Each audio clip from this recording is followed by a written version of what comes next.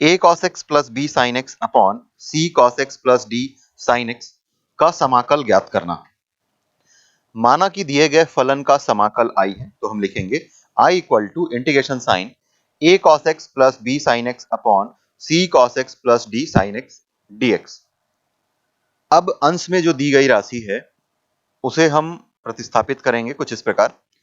a cos x plus b sin x equal to m into d by d x of c cos x plus d sin x plus n into c cos x plus d sin x। अब right hand side पर जो अवकलन के लिए राशि है उसका हम अवकलन करेंगे और आगे सरल करने पर हमें मिल जाएगा a cos x plus b sin x equal to minus m into c sine x plus m into d cos x plus n into d sine x plus n into c cos x। Right hand side पर हम sine x और cos x के गुणांकों को collect कर लेंगे और इस प्रकार हमें मिल जाएगा a cos x plus b sin x equal to m d plus n c into cos x plus in bracket n d minus m c into sine x. अब दोनों पक्षों पर साइन एक्स और कॉस एक्स के गुणांकों की तुलना करने पर हमें मिल जाएगा, देखिए लेफ्ट साइड में कॉस एक्स का गुणांक ए है और राइट हैंड साइड में कॉस एक्स का गुणांक है m d plus n c. तो इस प्रकार हम लिख सकते हैं a equal to m d plus n c, माना कि यह समीकरण 1 है। फिर से देखेंगे कि लेफ्ट साइड में साइन एक्स का गुणांक है b और राइट हैंड साइड में साइन एक्स का गुणांक है n d minus m c. तो इस प्रकार हम लिख सकते हैं b equal to n d minus m c, माना कि यह समीकरण 2 है। आपके पास दो समीकरण है, इन दोनों समीकरणों को आप किसी भी विधि के द्वारा हल कर सकते हैं, जैसे कि वज्रगुणनखंड विधि, विलोपन विधि या फिर प्रतिस्थापन विधि। यहां पर हम विलोपन विधि का उपयोग करके सरल करेंगे। समीकरण 1 में c का गुणा करेंगे तथा समीकरण 2 में d का गुणा करके दोनों को जोड़ देंगे। तो इस प्रकार हमें मिल जाएगा ac equal to m into c d plus n into c square और दूसरे समीकरण में d का गुणा करने पर हमें मिलेगा bd equal to minus m into c d plus n into d square. दोनों को जब हम जोड़ देंगे तो mcd जो है ये कैंसिल हो जाएगा और अल्टीमेटली आपको मिल जाएगा ac plus b d equal to n into c square plus d square. अब यहां से हमें n का मान निकाल सकते हैं, n equal to ac plus b d upon c square plus d square. समीकरण 1 में d का मान तथा समीकरण 2 में c का गुणा करके हम घटा देंगे। तो इस प्रकार हमें मिल जाएगा ad equal to m into d square plus n into c d. फिर अगला समीकरण हमें मिलेगा bc equal to minus m into c square plus n into c d. जब घटाएंगे तो लेफ्ट साइड पर हमें मिल जाएगा ad minus b c equal to right hand side में मिलेगा m into c square plus d square. तो इस प्रकार आपको मिल रहा है capital M equal to ad minus b c upon c square plus d square. इन मानों को जो हमने प्रतिस्थापन किया था a cos x plus b sin x, वहां पर m और n के पदों में हमने लिखा था उसको, ये मान हम वहां पर रख देंगे। तो हमें मिल जाएगा i equal to integration sign ad minus b c upon c square plus d square into d by d x of c cos x plus d sin x upon c cos x plus d sin x dx plus integration sign ac plus b d upon c square plus d square into c cos x plus d sine x upon c cos x plus d sine x dx. आगे जब सरल करेंगे तो दूसरे समाकलन में जो राशि दिख रही है ब्रैकेट के अंदर में, वो अंश और हर में दोनों समान है, ये दोनों कैंसिल हो जाएंगे और आगे हमें मिल जाएगा i इक्वल टू, देखिए ad minus b c upon c square plus d square, ये कांस्टेंट है या चर से रहित पद है, इसलिए समाकलन चिन्ह के पहले बाहर आ जाएगा और हमें मिलेगा i equal to ad minus b c upon c square plus d square into log of c cos x plus d sin x plus ac plus b d upon c square plus d square into x. देखिए जैसा कि हमें पता है कि integration sign d by d x of f of x upon f of x d x ये log of f of x, तो इसी सूत्र का उपयोग करके हमने सरल किया है। तो इस प्रकार हमें मिल रहा है integration a cos x plus b sin x upon c cos x plus d sin x dx equal to ac plus bd upon c square plus d square into x plus ad minus bc upon c square plus d square into log of c cos x plus d sin x। तो इस प्रकार के फलन जिसका समाकलन हमें ज्ञात करने के लिए दिया जाएगा, इसी विधि का प्रयोग करके हमें सरल करना है। आइए देखते हैं इससे संबंधित कुछ प्रश्न।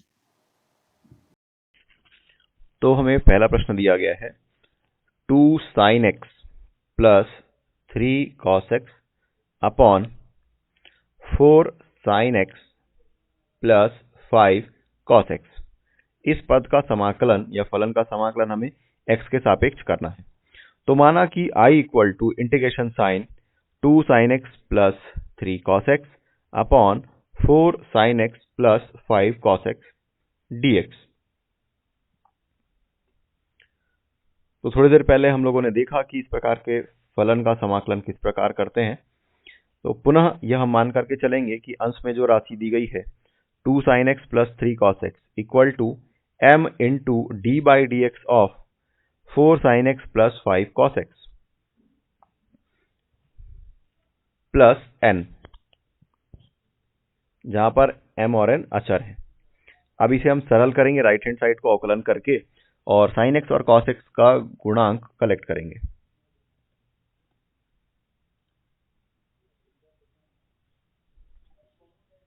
थोड़ा सा यहाँ पे कट करना पड़ेगा। Plus n into 4 sin x plus 5 cos x। अब इसे सरल करेंगे और sin x और cos x के गुणांक को कंपेयर करेंगे। तो हमें मिल जाएगा 2 sin x plus 3 cos x equal to m into sin x का अवकलन cos x, तो ये 4 cos x और फिर cos x का अवकलन sin x, तो minus 5 sin x plus n into 4 sin x plus 5 cos x। अब राइट हैंड साइड को हम थोड़ा सरल करेंगे और sin x और cos x के गुणांकों को एक जगह कलेक्ट कर लेंगे। तो हम लिखेंगे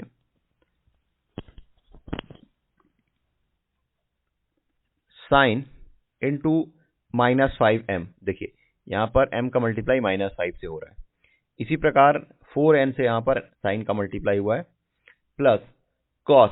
अब देखिए 4m का मल्टीप्लाई cos से, तो ये हम 4m लिखेंगे और यहाँ पर 5n प्लस 5n। तो अब देखिए लेफ्ट हैंड साइड पर sin x का गुणांक है 2 और राइट साइड पर minus 5m plus 4n minus 5m plus 4n।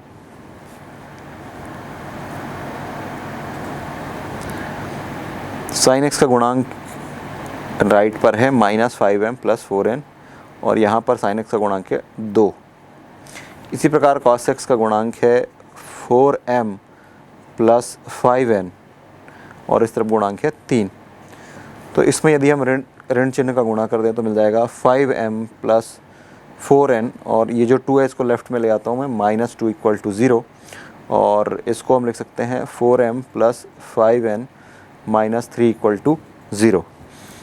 माना कि समीकरण 1 है और ये समीकरण 2 है, ये प्लस चिन्ह आएगा। देखिए माइनस से मल्टीप्लाई कर रहे हैं तो मिल जाएगा माइनस की जगह में प्लस 5m, फिर माइनस 4n और ये इक्वल टू में है माइनस 2, तो लेफ्ट में आ जाकर के प्लस 2 हो जाएगा। तो इस तरीके से आपको मिल रहा है 5m minus 4n plus 2 equal to 0 और 4m plus 5n minus 3 equal to 0। समीकरण 1 और 2 को हल करने के लिए अलग अलग विधियाँ हो सकती है। विलोपन विधि हो सकती है, प्रतिस्थापन विधि हो सकती है, वज्रगुणनखंड विधि हो सकती है। तो यहाँ पर मैं वज्रगुणनखंड विधि का उपयोग कर रहा हूँ। समीकरण 1 व 2 को वज्रगुणनखंड विधि से सरल करने पर हम लिखते हैं m अपॉन ऋण 4 और ऋण 3 का गुणा करेंगे तो मिल जाएगा धन 12, फिर ऋण 5 और 2 का गुणा करेंगे मिल जाएगा 10, फिर ये ऋण n 5 और ऋण 3 का गुणा करेंगे तो मिल जाएगा ऋण 15 और 4 और 2 का गुणा करेंगे मिल जाएगा ऋण 8, फिर 1/5 और 5 का गुणा करेंगे मिल जाएगा 25, ऋण चिन्ह 4 और ऋण 4 का गुणा करेंगे मिल जाएगा ऋण 16, ऋण और ऋण धन 16। तो आगे जब इसे सरल करेंगे तो मिल जाएगा m upon 2 equal to n upon 23 equal to 1 upon 41। प्रथम और अंतिम पद की तुलना करेंगे तो मिल जाएगा m इक्वल टू 2 अपॉन 41, ये एक इम्पॉर्टेंट रिजल्ट है। और दूसरा n इक्वल टू 23 अपॉन 41, ये हमें m और n का मान मिल गया है। इसको हम यहाँ पर रख कर के सरल करेंगे। तो ये 2 sin x plus 3 cos x, यहाँ पर m और n का मान रखेंगे और इन सब मान को हम यहाँ पर रख देंगे और आगे फिर सरल करेंगे।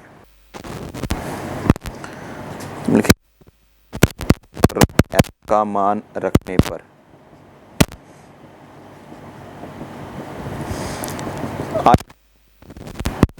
साइन 1 अपॉन 41 और 2 को मैं अंदर मल्टीप्लाई कर रहा हूँ, 2 into 4 cos x minus 5 sin x upon 4 sin x plus 5 cos x। इसी प्रकार 23 into 4 sin x plus 5 cos x upon 4 sin x plus 5 cos x then dx। 1 upon 41 जो कांस्टेंट है ये बाहर आ जाएगा, इंटीग्रेशन साइन।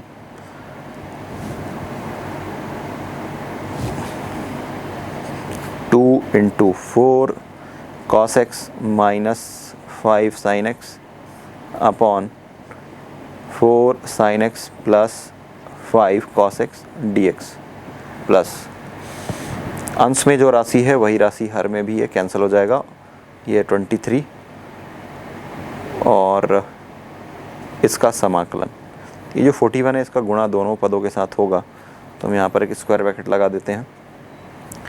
अब कि आप जानते हैं कि d by d x of F dash x upon f of x हो तो इसका d by d x of F dash of x upon f of x हो तो इसका समाकलन हम लिखते हैं log of f of x. तो इसी प्रकार इस राशि का अवकलन अंश में दिया गया है, तो इस राशि का समाकलन करेंगे तो log of 4 sin x plus 5 cos x मिल जाएगा। तो इसे हम लिख रहे हैं 1 अपॉन 41 तो 2 into log of 4 sin x plus 5 cos x plus 23 x और प्लस c।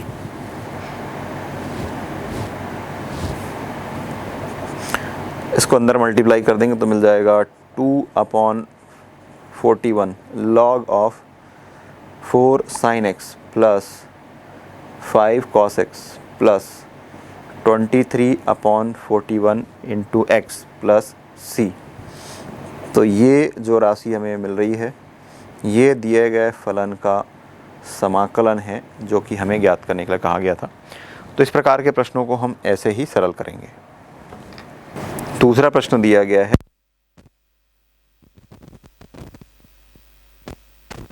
इस फलन का हमें समाकलन ज्ञात करना है। तो पहले हम इसे सरल कर लेते हैं। ये 1 अपॉन ए प्लस बी, tan x को आप लिख सकते हैं sin x upon cos x और आगे जब सरल करेंगे तो cos x अंश में चला जाएगा cos x और a के साथ cos x का मल्टीप्लाई हो जाएगा। तो ये आप लिखेंगे a cos x plus b sin x। तो इस फलन को हम इस तरीके से लिख सकते हैं। अब माना कि दिए गए फलन का समाकलन है i, integration sign dx upon a plus b 10x, तो इसे आप लिख सकते हैं integration sign cos x upon a cos x plus b sin x dx।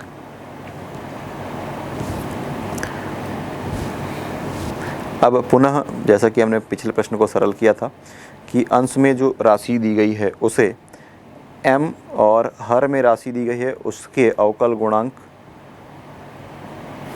इन दोनों का मल्टीप्लाई हो जाएगा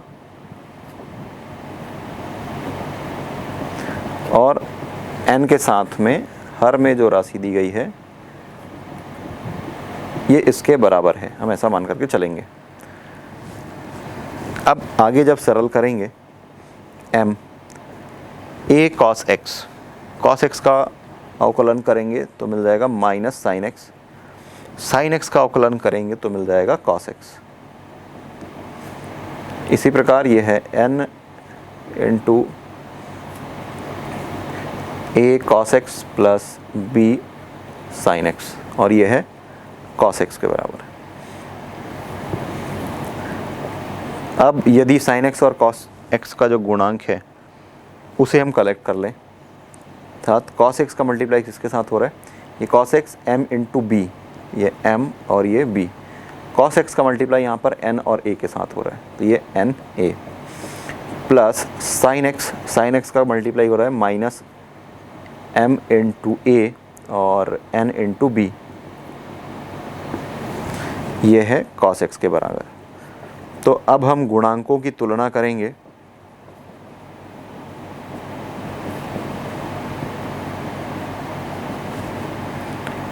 गुणांकों की तुलना करने पर राइट साइड में देखिए cos x के साथ में है mb प्लस na और लेफ्ट साइड में है 1।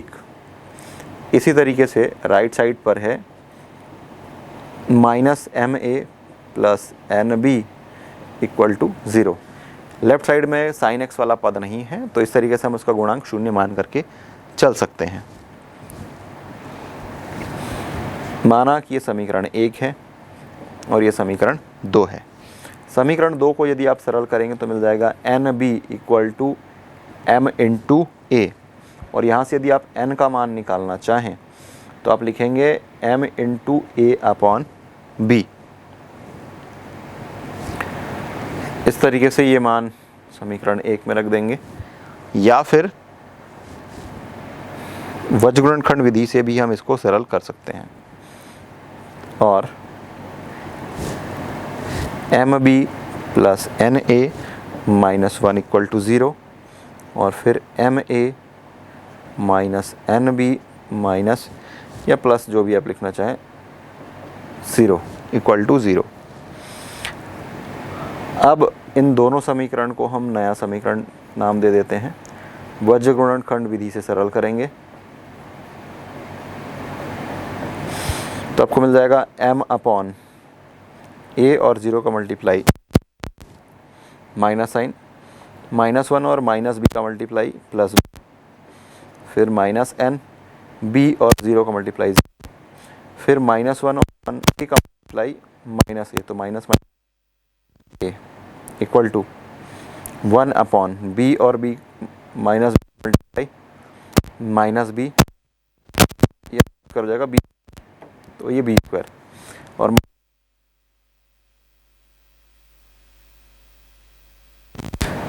तो यदि चाहे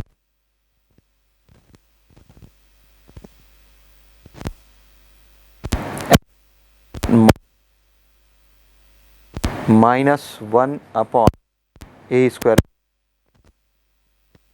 प्रथम और अंतिम की तुलना करेंगे तो मिल जाएगा m equal to -b upon square root over -b upon a square plus b square, और दूसरे और तीसरे पदों की तुलना करेंगे तो मिल जाएगा n equal to a upon a square plus b square. तो ये दो मान हमें मिल चुके हैं। cos x equal to m into हमने लिखा था और इसी प्रकार n वाला पद था। इन दोनों मानों को हम वहां पर रखेंगे और आगे सरल करेंगे।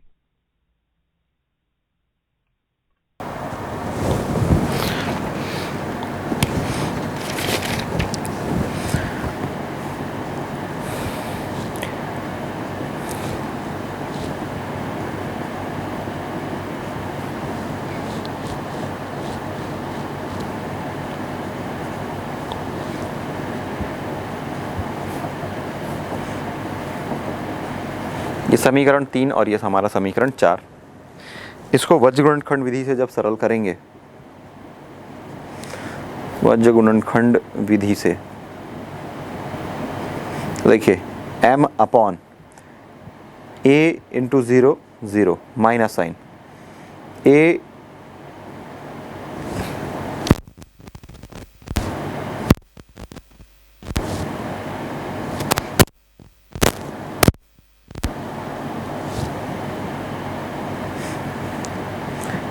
इंटू 0 0, फिर माइनस बी और -1 प्लस बी, और ये साइन पहले से माइनस, तो इस प्रकार मिल जाएगा माइनस बी।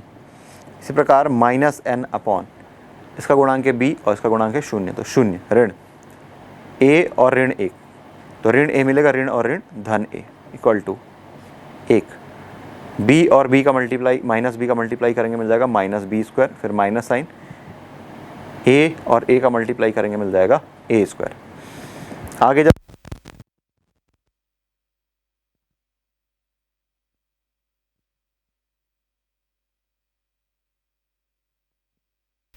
पदों में माइनस चिन्ह है उसे कैंसिल कर सकते हैं, तो आपको मिल जाएगा m upon b equal to n upon a equal to 1 upon a square plus b square. प्रथम और अंतिम पद की तुलना करने पर आपको मिल जाएगा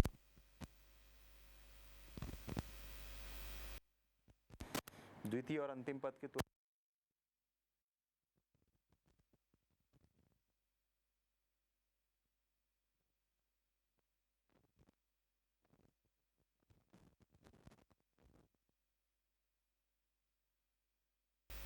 करेंगे तो हमें मिलेगा i equal to m into minus a sine x plus b cos x upon a cos x plus b sine x.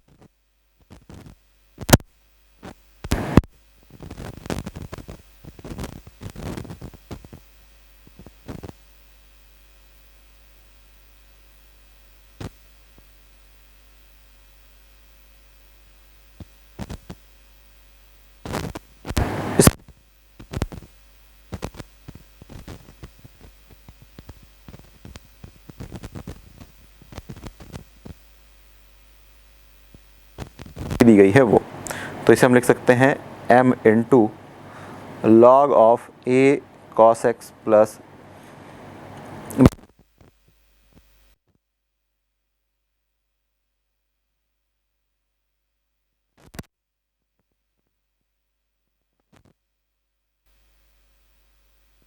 है।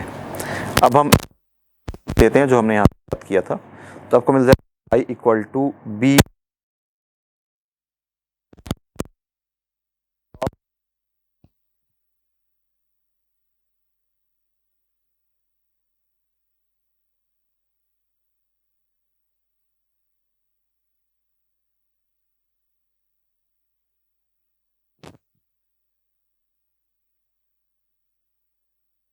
जो कि हमें ज्ञात करने के लिए कहा। तीसरा प्रश्न दिया गया है sign x upon sine x minus cos x, इस राशि का हमें समाधान ज्ञात करना है। तो इसे हम लिखेंगे कि माना i equal to integration sine x d x upon sine x minus cos x. जैसा पूर्व में हम उसे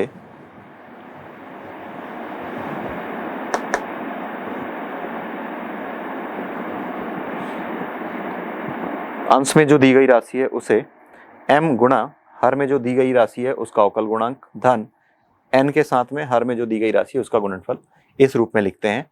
m और n का मान निकालते हैं और फिर इस वैल्यू में इसमें पुट करके आगे सरल करते हैं। ये भी आप कर सकते हैं या फिर डायरेक्टली हम कर सकते हैं कि 1/2 इसे आप लिख सकते हैं cos x plus sign x और प्लस साइन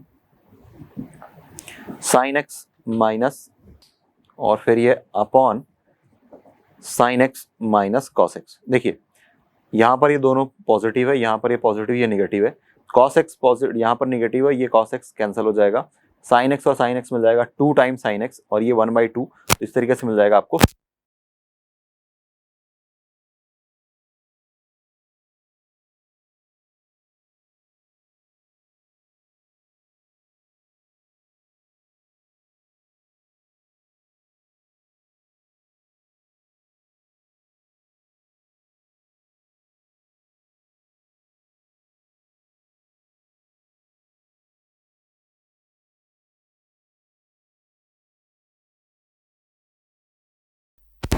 तो ये आपको मिल जाएगा 1/2 log of sine x minus cos x. फिर इसका तो ये